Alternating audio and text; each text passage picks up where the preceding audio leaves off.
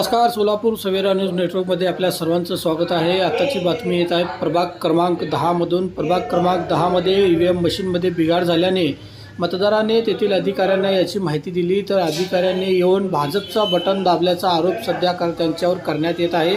यावर नेमकं काय घडलं पहा सविस्तर. मतदान करायचं आहे ते सोडून तुम्ही तुमच्या मर्जीप्रमाणे मतदान करताय. तुम्ही त्यांनी दाबल्यामध्ये मशीन ऑपरेटर होते. इकडे घ्या.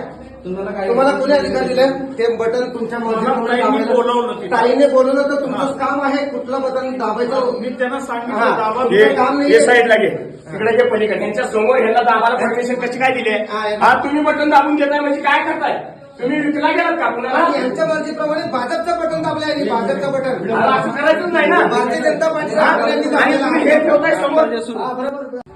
मी अंकिता कोंडे, प्रभाग क्रमांक 10 बूथ क्रमांक 11 यामध्ये सकाळी मतदान करायला आले. तर तिथं मला छत्री या बटनाला दाबायचं होतं, पण ते दाबून गेलेलं नाही. तर मी तिथे अधिकाऱ्यांना बोलवले होते, मला ते बटन दाबून जाईना म्हणून.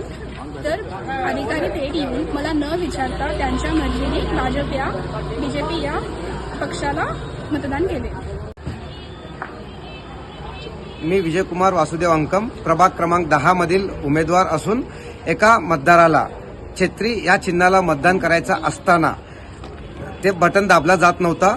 तेथील अधिकारीला त्या मतदाराने बोलावून हे प्रकरण सांगितले असता तो तेथील अधिकारी मतदाराला न विचारता परस्पर भारतीय जनता पार्टीच्या बटनाला दाबून त्यांनी मतदान केलेलं आहे. म्हणजे सोलापुरात अनेक ठिकाणी अशा प्रकार होत असल्याचे अनेक तक्रार आहे.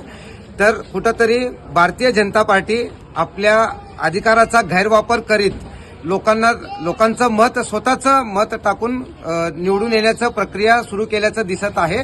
कुठंतरी लोकशाहीला मारक ठरवत लोकांना दिशाभूल करून स्वतः अधिकारशाही हुकुमशाही करण्याचा भारतीय जनता पार्टीचा कुठेतरी गैरवापर, आपल्या पक्षाचा पदाचा गैरवापर करण्याचा दृष्टिकोन आहे. तर लोकांनी याकडे लक्ष देऊन योग्य ते कारवाई व्हावी.